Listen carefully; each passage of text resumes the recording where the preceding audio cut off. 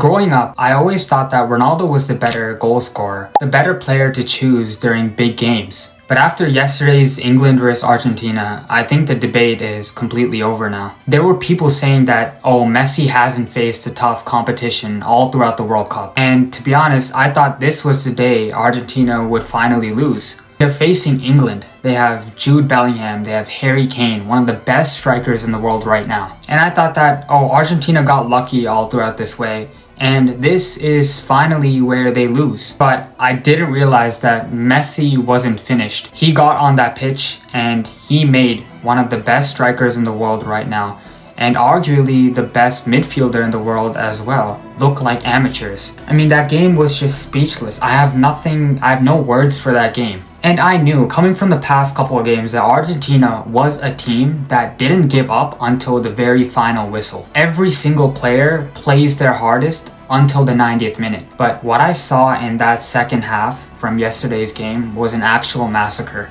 During the game, I would literally get some food, whether it's water, I would go to the washroom. And every time I came back, the game was played on England's half, every single time. Even after they scored that opening goal. It was like that goal didn't even mean anything to Argentina. And I mean, Messi is like, I don't even know what to talk about with Messi. As a kid, I saw this dude lose finals back to back. And I have a distant memory of Ronaldo winning the Euros, and I think it was in 2016.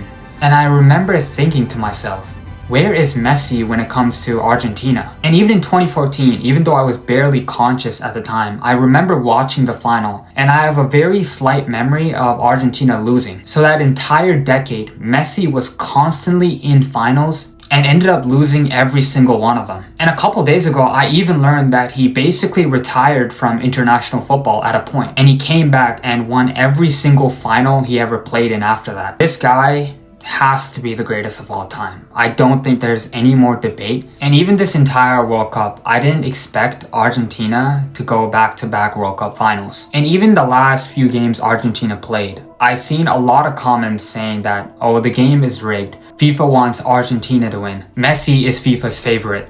But I think that England game fully settled that argument. And to be honest, I even thought that there were a couple of calls that the ref made that were a bit controversial, a little bit sketchy here and there. But I think that England game was the most fair game I've ever seen.